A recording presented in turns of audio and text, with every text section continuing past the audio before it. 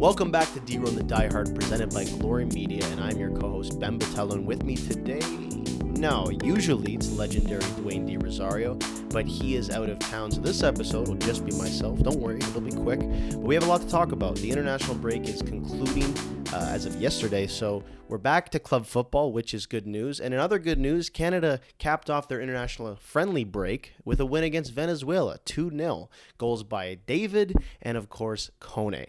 Not Jonathan David, Promise David. Still very good. We got a good tandem of Davids up front, and that's always good news for Canada. But let's get into that match a little bit, because we did get the win, and whilst I am happy about that victory, I am looking for this team to look a little bit sharper. I want them to be a little bit more decisive. There were a few talking points that I wrote down while watching the game. I noticed the tempo was a little bit flat.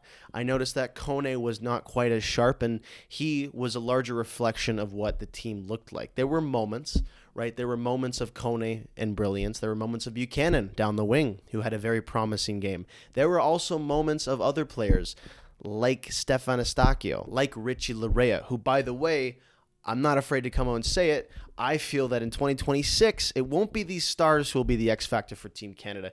It will be the one and only Richie Laryea, and we'll get into that a little bit later. But some things to notice about these last few games. Canada's a very physical team. They were a little bit over physical, I noticed at least, and in particular with the high boots. That's now 2 back-to-back games where they've had players red carded for high boots. I'm not sure why. It's not a very common challenge you see in football, but it happened, and you know, the important thing is we still got the W. Now, few talking points. Number one, Richie Laryea.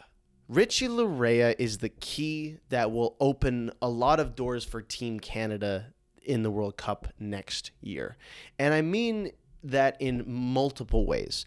Richie Laryea is probably the only guy in our team who is a professional in the art of rage baiting.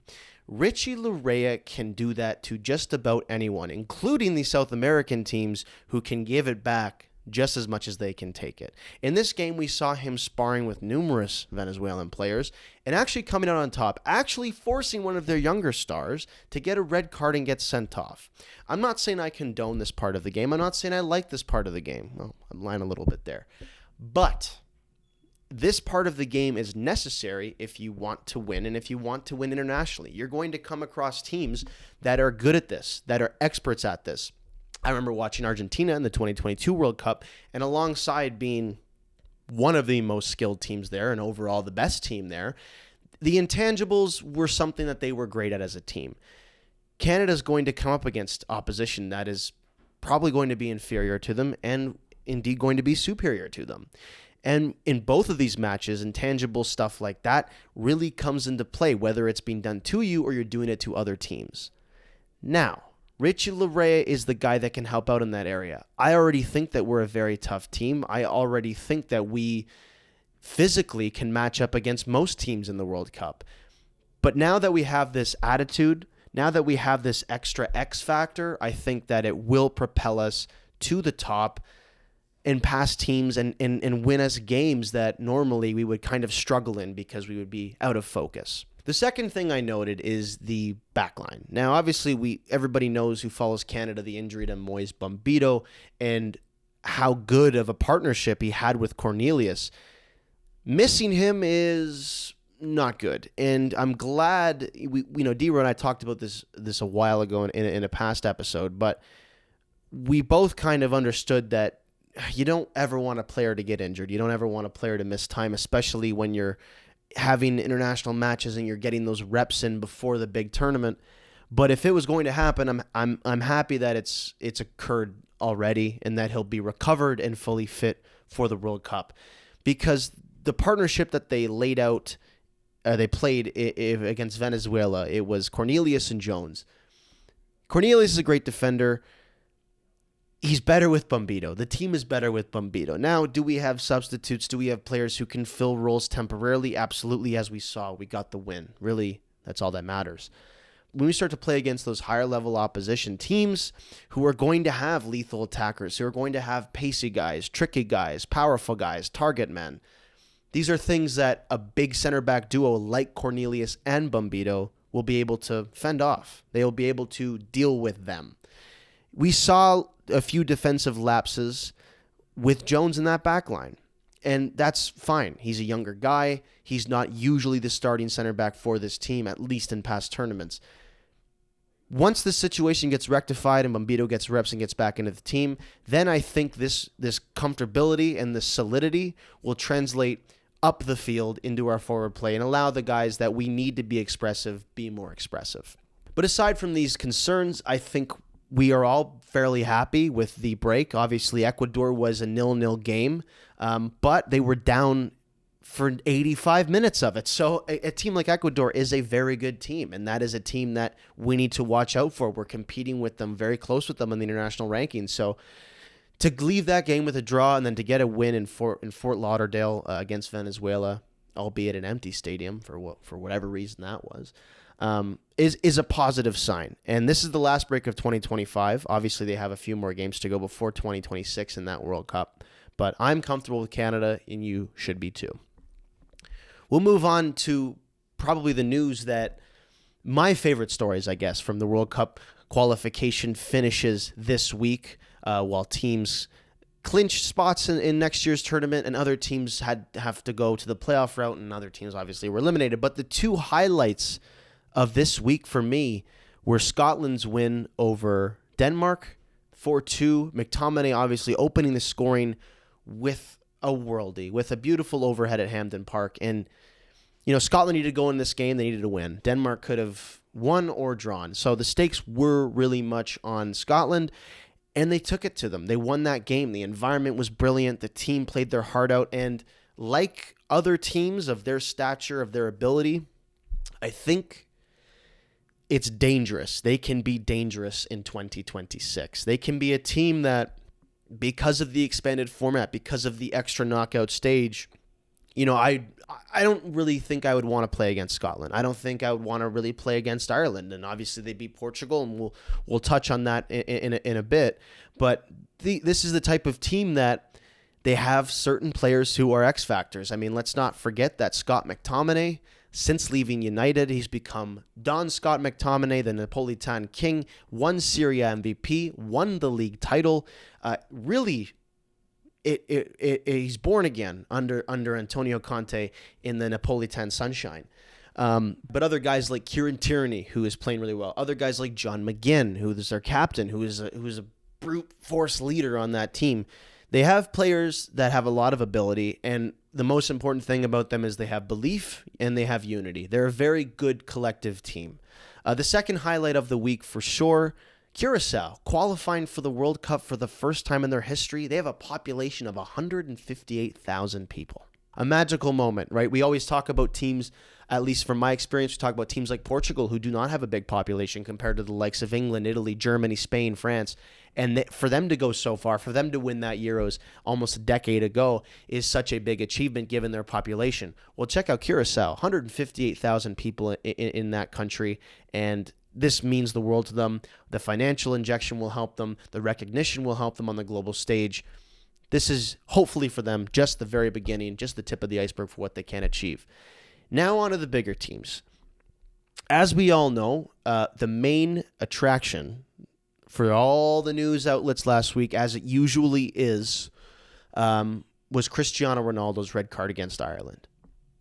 First of all, I think I'd like to start out by saying I've never seen in my life a more publicized red card ever.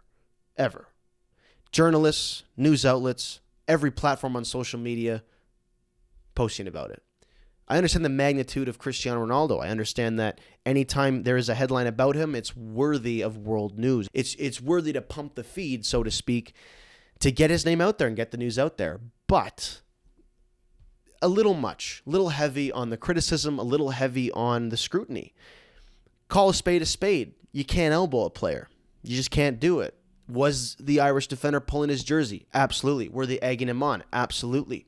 But I don't think the Portuguese players, I don't think they have a right to complain about the environment creating a space where Cristiano Ronaldo's reaction, could happen.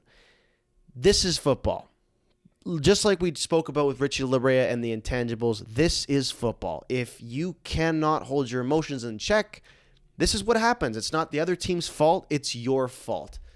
With all that being said, the red card I understand. There's talk of a 2-game suspension. There's talk of a maximum 3-game suspension, which would mean, as Portugal are not going to the playoff stage, thankfully, that he will miss the first 2 games of the World Cup group stage. He already missed the Armenia game where Portugal won 9-1 and they dismantled them. But for this red card to be anything more than a 1-game suspension is a little bit asinine to me. It doesn't make much sense. Now, the definition for a red card in that nature that he did it requires the suspension and the punishment to be 3 games. However, what the ref is giving him the red card for, it does not align with the definition of the offense that they actually gave him. There was no malintent. It wasn't a, action to injure. It was get off of me. You're draping me. You're grabbing my jersey. If you want it, here you go. If you're feeling froggy, then jump. But it wasn't, I'm going to elbow you in the head with the intention to hurt you. And I think the majority of people watching, the majority of fans watching the game, and we all understand that. I think even the media too, the ones that are coming after him, I think they truly get that. What benefit does that bring for Cristiano Ronaldo to try and injure some guy, some Irish defender? It's nothing. And I find this suspension, I find it a little bit ridiculous. Now, will it end up being 3 games? Likely not. I mean, let's not forget that there are 2 players that are still playing that are the biggest draw for any soccer competition globally. And one of them is Cristiano Ronaldo. And do you want him in your tournament or do you not? So I think there will be a little bit of revision when it comes to that punishment. I think he did his 1 game. I think he should go right into the group stage. I think he'll get 1. I think he will miss the first game of the World Cup, which is fine. I'm not worried. Portugal have enough depth to cope.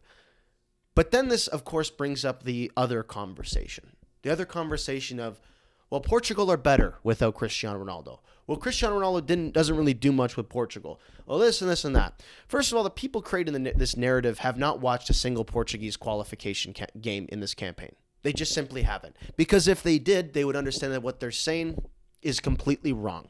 I've watched them. I'll just tell you the few stats. This qualification campaign, 5 games, 5 goals. Are they better without him? Because if he's not scoring, then who will? I understand it's easy to say they scored 9 goals against Armenia. All due respect, it's Armenia. He scored against everybody else. Okay? Cristiano Ronaldo's last 14 matches with Portugal. Guess how many goals? 13. Okay? In that 14-game span, the team is 10-2-2. With the 2, that loss being included against Ireland. So this notion of how every time one thing bad happens with Cristiano Ronaldo and the Portuguese national team, when, he gets a red card, he doesn't score, he misses a penalty in 1 game. It's like we're forgetting. It's that classic thing of, what have you done for me lately? Well, what have you done lately? Let's not think about or talk about or recognize anything you've done in the last 5 games. Right? Let's not talk about why Portugal are first. Let's not talk about why they look so good. Let's not talk about why this team has the perfect blend of veterans, prime players, and rising stars. Let's just talk about the fact that Cristiano Ronaldo got a red card, and that's it. And that Portugal won 9-1 without him. It's easy to fabricate narratives. And for me, I'm tired. I'm tired of it. I'm not going to show it any more attention. I don't care anymore. It's old. It's been a narrative for years. Years dating back to him playing for Juve. When he started to reach 34, 35 years old. Still produced goals, still played well, but there was an obvious shift in his speed, as with every other 35-year-old professional soccer player. And we've been hearing it ever since. Mind you, that was almost 7 years ago, guys. And it's still a conversation. So my whole thing with this drama with CR7, I'm tired of the narrative. It's a lazy narrative by journalists. You can do it. You'll get your clicks. You're guaranteed traffic. Congratulations. You're half-assing your job. Because if we really look at the stats, are Portugal a better team with or without Cristiano Ronaldo? Statistically, they're better with Cristiano Ronaldo. Do you want to know why? Because Cristiano Ronaldo's been to 6 World Cups with this team. This will be the 6th one he's going to. He's never missed a World Cup.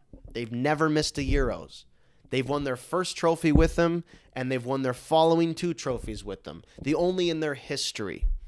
Before Ronaldo, obviously you had Luis Figo and Rui Costa, which dipped into the Ronaldo era. But before those guys, all we had to show for was a World Cup semifinal with and a superstar in Eusebio. That's it. That's all we had.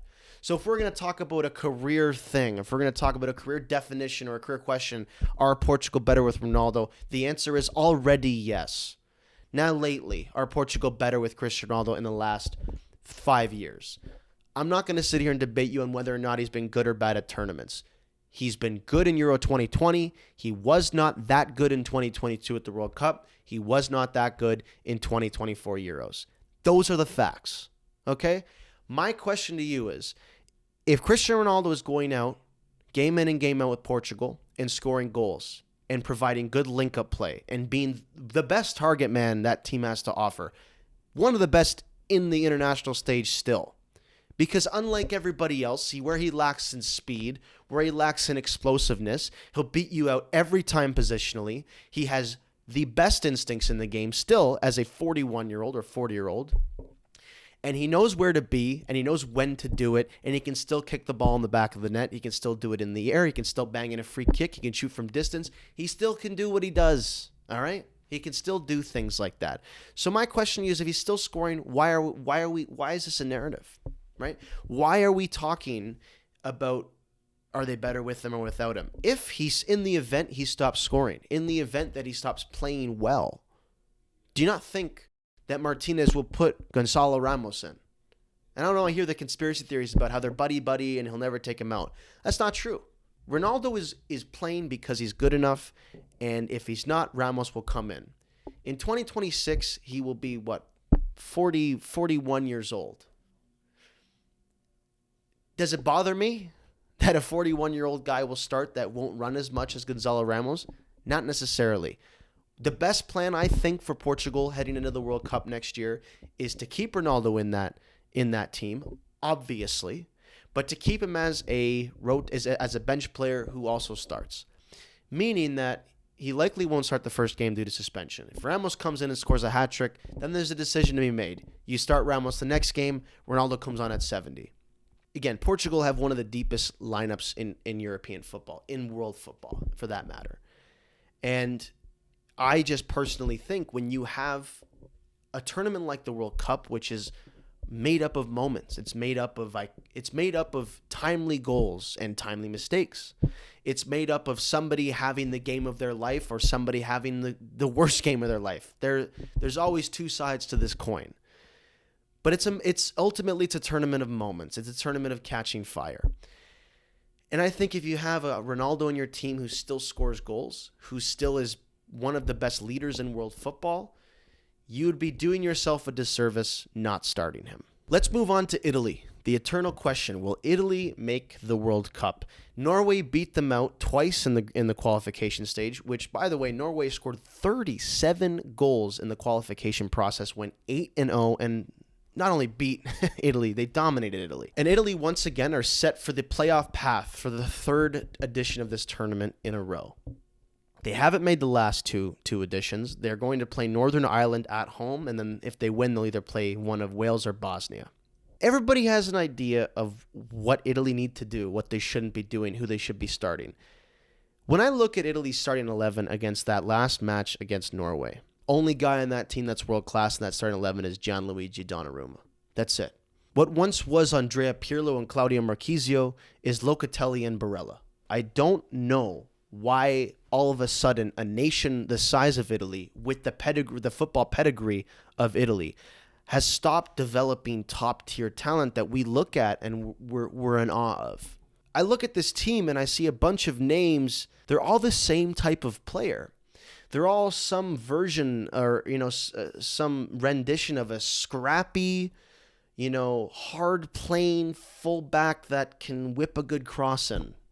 There's nothing redeemable about that. You cannot win with 11 guys like that. You need somebody who is dynamic. And unfortunately for the Azzurri, the only dynamic player they have is in goal. Now, by no means, after all this bad-talking Italy should they be losing to Northern Ireland. But we thought the same thing when they faced North Macedonia. Now, whether or not they won that game, it was irrelevant because they faced Portugal next in that qualification playoff, and they were going to get smoked. But we thought they would beat Sweden. And look at where we are now. We are now 2 World Cups without Italy, which is not good. It's not good for the game. It's not good for the fans. It's just not. Now, I think they'll beat Northern Ireland. I truly do. But when you start introducing, they might play Wales. Like, Wales is almost just good enough to beat them, which is crazy. I mean, in reality, anybody can beat anybody in the international game, especially in a one-off playoff. Anything can happen. But I'm not confident in their ability to win those games. I'm not confident that somebody will make a mistake and Wales will go up 1-0. I'm also not confident, the same token, that Italy will go out on the front foot and score 4, which is how most teams of Italy's stature would play this game. If you are Italian, you should be worried. You should be worried about the prospect of having to do 2 qualification games, playoff games, to get into this World Cup. Do or die. And especially with a team that is not known for scoring goals. They're not known for stopping them. And they're not known for getting a win when they need it. So my faith in the Azzurri is very low. And I just hope that Rino Gattuso really comes to this game and takes it seriously with a serious game plan. I don't want them to be defensive, because if they play defensive, they will lose. Score goals, win the game. Sometimes may be good, sometimes may be shit. Into our World Cup favorites, in case you're thinking of placing any bets, and I'll give you my take on them. Number 1 is Spain at 440. England at 600, France at 700, Argentina at 750, Brazil also at 750, Portugal at plus 1,000. I'm maybe hammering that bet. Germany at 1,200, Netherlands at 1,900, and the in-form Norway sneak in at plus 3,000. 9th favored team to win the World Cup. What's interesting about going into 2026 is that we have so many teams that are in a really cool era right now. Portugal and Argentina are the 2 teams that I can think of that have so many young, talented players. So many players that are entering the prime of their career, and then a number of players as well who are in the later stages of their career, who are still producing, Messi, Ronaldo, and who are still able to play and contribute to the team. But the overall theme of this World Cup is it's hard to pick a winner. It really is. Spain are number 1. They got beat out by number 6 Portugal in the Nations League final. England are the 2nd favorite, but they've had a lackluster, very boring and flat qualification campaign.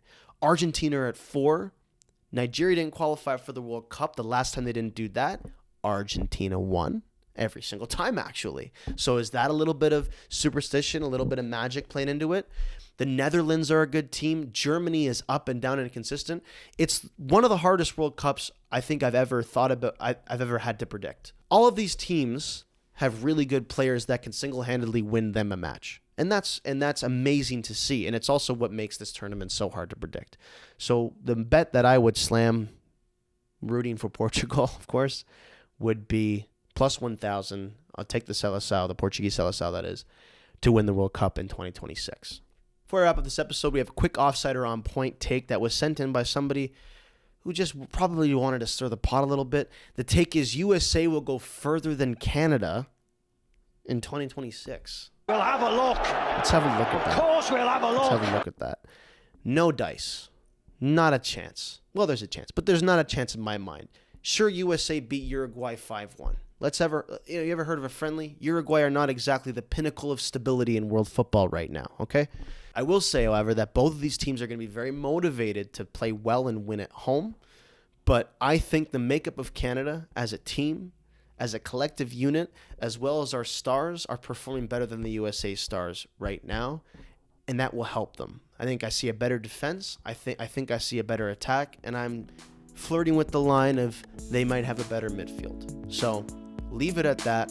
Canada is going to go farther than the USA in 2026. Call it. This was the banker. This was the one that couldn't fail. This was one it that's will never be the failed. one. That is it for episode 11 of DeRo and the Diehard. Of course, we'll be back next Friday and every Friday after that with the best football podcast north of the border. And next week also, the legendary Dwayne D. Rosario will be back. So thank you for listening. Enjoy the weekend and make sure to catch some club football because, baby, we're back.